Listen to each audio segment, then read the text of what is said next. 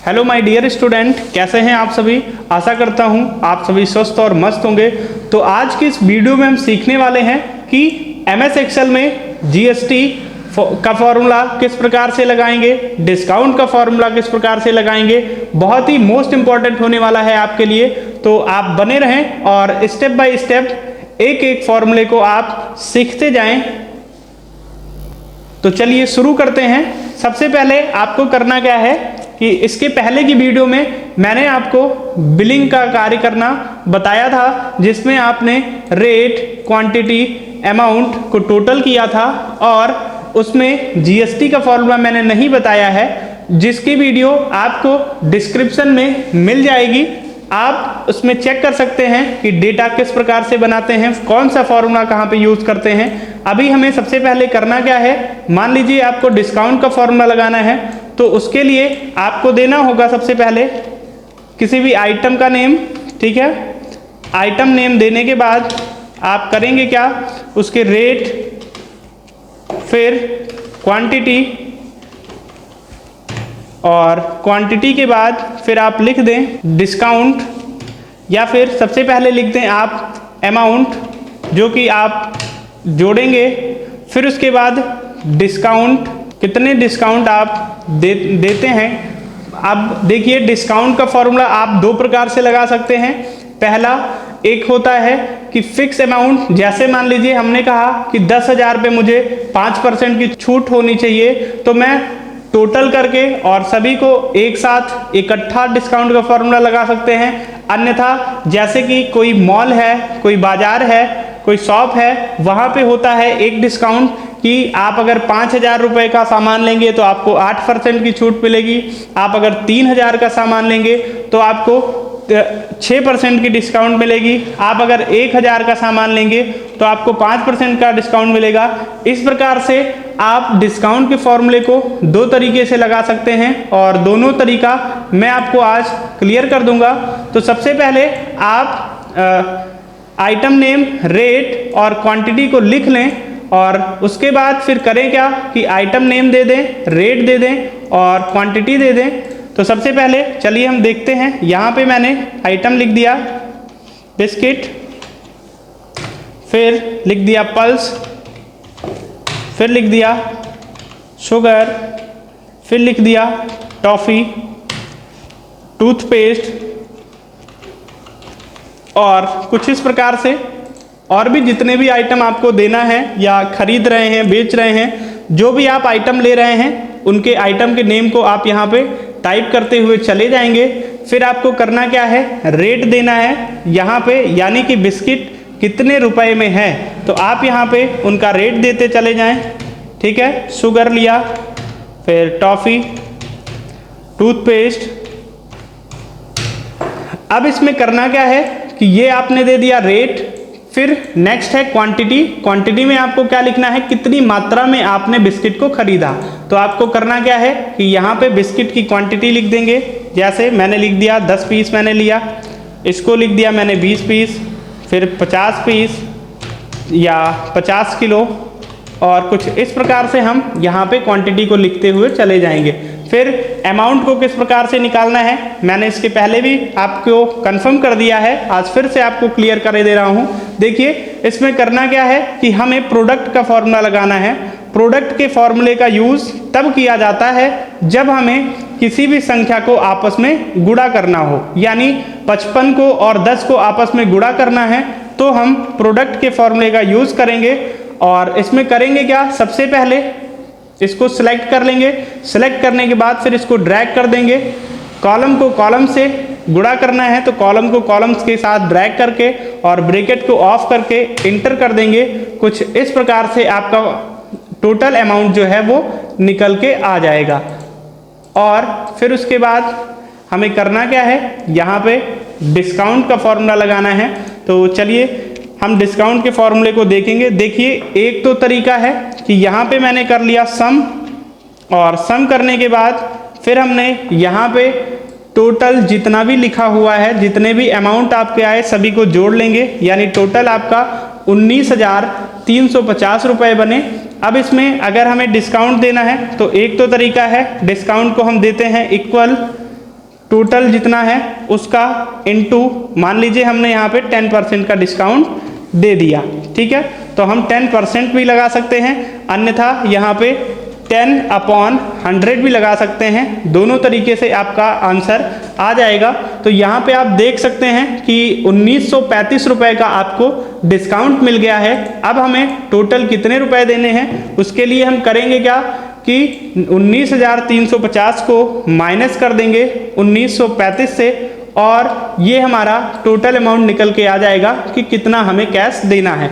ये रही आपको टोटल इकट्ठा एक साथ डिस्काउंट देने की बात। हम अब क्या करते हैं कि स्टेप बाय स्टेप सीखते हैं कि अगर मुझे एक एक प्रोडक्ट पे अलग अलग प्रकार से डिस्काउंट देना है तो किस प्रकार से देंगे। तो आप देखिए, को टाइप करना है इफ़, फिर ब्रैकेट को ऑन करना है, फिर उसके बाद अमाउंट को सिलेक्ट कर लेना है। जितने अमाउंट को आपने लिया सबसे पहले को सिलेक्ट कर लेंगे।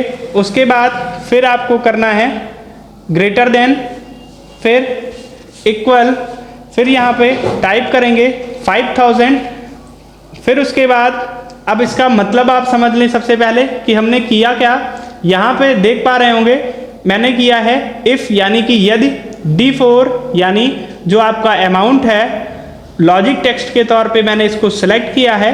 If D4 greater than equal 5000, यानी कि कहने का अर्थ है कि यदि हम 5000 रुपये का सामान खरीद रहे हैं या फिर 5000 रुपये से अधिक का सामान खरीद रहे हैं तो डिस्काउंट कितने % देना है ये आप पे डिपेंड करता है, आपको कितना डिस्काउंट देना है। जैसे मैं यहाँ पे लिख रहा हूँ, सबसे पहले मुझे छूट देना है 5000 रुपये पे या 5000 से अधिक के रुपए का अगर आप सामान खरीद रहे हो तो हम डिस्काउंट देंगे 10% का। आपकी कंपनी क्या डिपेंड कर रही है, आप कितना देना चाह रहे हो वो आप अपनी इच्छा अनुसार यहाँ पे डिस्काउंट दे सकते हो। तो मैंने किया क्या कि 5000 लिखने के बाद कॉमा लगाया, और कॉमा लगाने के बाद फिर से हम अमाउंट को सिलेक्ट करेंगे।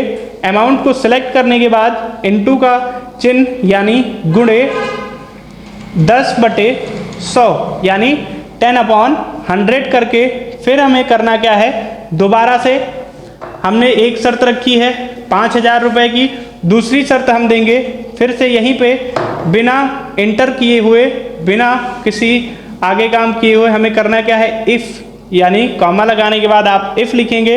इफ़ लिखने के बाद फिर आपको ब्रैकेट को ऑन करना है।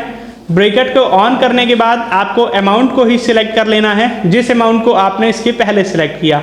फिर उसके बाद अब यहाँ पे हम दूसरी शर्त दे रहे हैं कि इक्वल, अगर हम सामान खरीद रहे हैं 3000 का या फिर 3000 रुपये से अधिक का तो फिर छूट चाहिए हमें 8% की। तो हमें करना क्या है, if D4 greater than equal 3000, फिर कॉमा लगा के सेम उसी प्रकार से आपको करना क्या है, यहाँ पे अमाउंट को सिलेक्ट करना है। अमाउंट को सिलेक्ट करने के बाद फिर इनटू का सिंबल लगा के फिर आपको जितने % की छूट, मान लीजिए हमने यहाँ पे किया 8% की छूट, तो मैंने यहाँ पे लिख दिया 8/100। फिर उसके बाद करना क्या है, नेक्स्ट मैंने तीसरी शर्त रखी equal if in bracket on, फिर से मैंने उसी अमाउंट को सिलेक्ट किया। और अब हम करेंगे क्या कि यहाँ पे ग्रेटर देन इक्वल, मैंने यहाँ पे शर्त रखी, देखिए फर्स्ट अमाउंट मैंने चुना 5000, सेकंड अमाउंट मैंने चुना 3000 और फिर थर्ड अमाउंट हम चुन रहे हैं 1000 यानी 1000 की। तो हम यहाँ पे ले लिए 1000 और फिर 1000 के बाद हम यहाँ पे कॉमा लगाएंगे। कॉमा लगाने के बाद फिर से हम अमाउंट को सिलेक्ट करेंगे, इसको गुणे कर देंगे।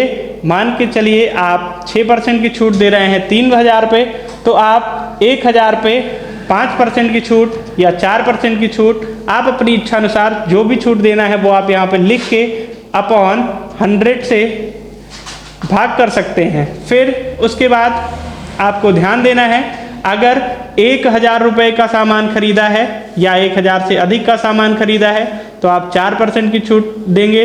अगर 3000 या 3000 से अधिक का खरीद रहे हैं तो 8% की, अगर 5000 या 5000 से अधिक का खरीद रहे हैं तो 10% की छूट देंगे।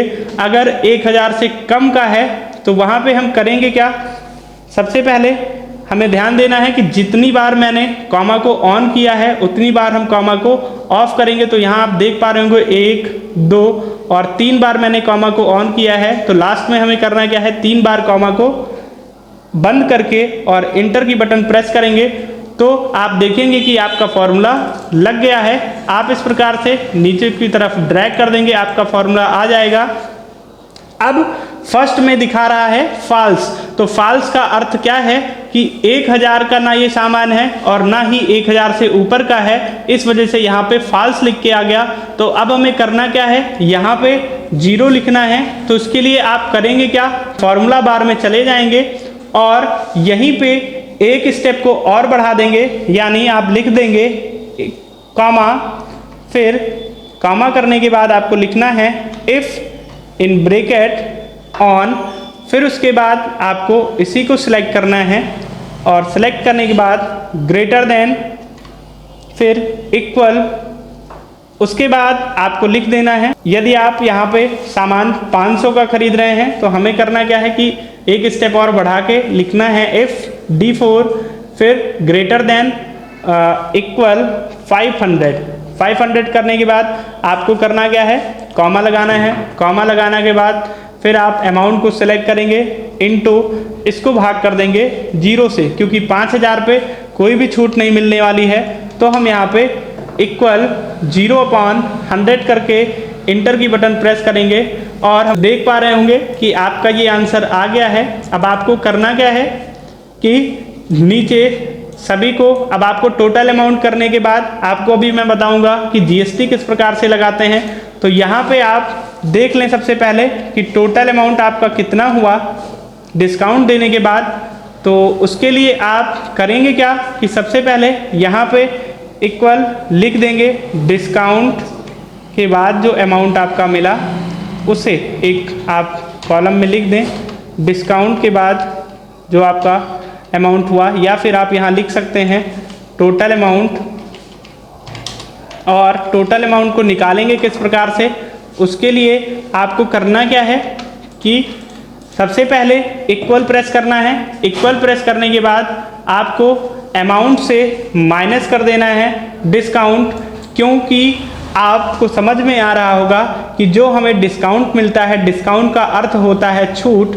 तो जो हमारी छूट मिलती है वो हमारे जो टोटल अमाउंट होता है उससे क्या होता है, माइनस हो जाता है। तो हमें करना क्या है कि जो आपका अमाउंट निकला उससे माइनस कर देंगे डिस्काउंट को और इंटर की बटन प्रेस करेंगे और कुछ इस प्रकार से आपके ये सारे डिस्काउंट देके और टोटल अमाउंट जो है आपका निकल आएगा। अब हमें करना क्या है कि पूरा जोड़ लेना है, जैसे मैंने किया यहाँ पे equal some in bracket on और इन सभी को ड्रैग किया।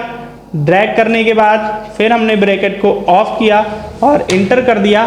देख पा रहे होंगे आपका टोटल 17,754 रुपये बने। इसके पहले आपके कितने रुपए बन रहे थे अगर उसको भी देखना है तो आप क्या कर दें, उस कॉलम में जाके और सेम सम का फॉर्मूला लगा के और आप इंटर की बटन प्रेस करेंगे तो यहाँ पे आप देख पा रहे होंगे 19,350 रुपये का आपका टोटल प्रोडक्ट बना था, जिनमें से आपका 1935 रुपये का डिस्काउंट हुआ।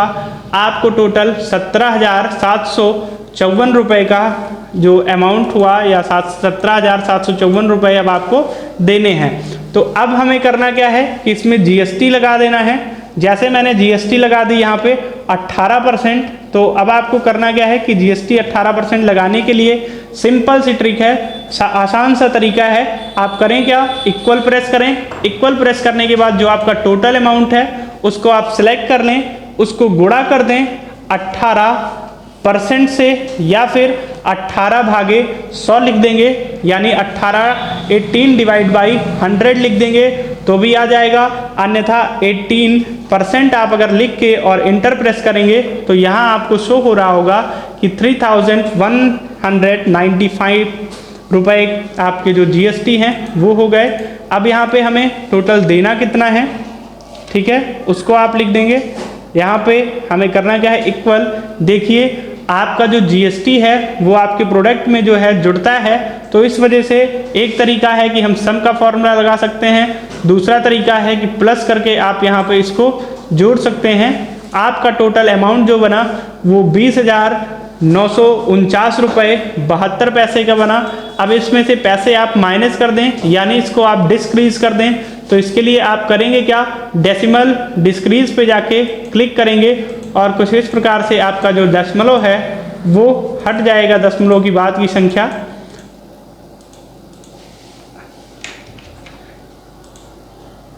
और फिर उसके बाद आपको करना क्या है कि इन सभी में बॉर्डर दे देना है।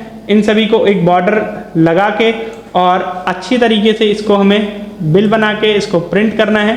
तो इसके लिए आप देख पा रहे होंगे इस पे हम बॉर्डर लगाते हैं, सभी को सिलेक्ट कर लेंगे और सिलेक्ट करने के बाद फिर यहाँ से आप जाके और ऑल बॉर्डर कर देंगे। यहाँ पे आप बॉर्डर लग जाएगा। अगर आपको हमारी यह वीडियो हेल्पफुल लगी हो, आपके लिए इंटरेस्टेड रही हो, आपको समझ में आया हो, तो कमेंट में जाके आप ज़रूर बताएं।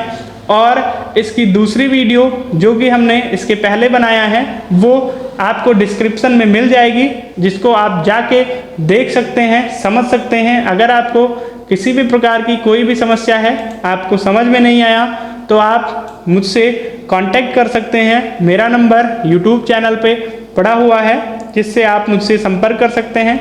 और अगर मेरी यह वीडियो आपको अच्छी लगी, पसंद आई, आपके लिए हेल्पफुल रही, तो आप वीडियो को लाइक, कमेंट व शेयर ज़रूर करें।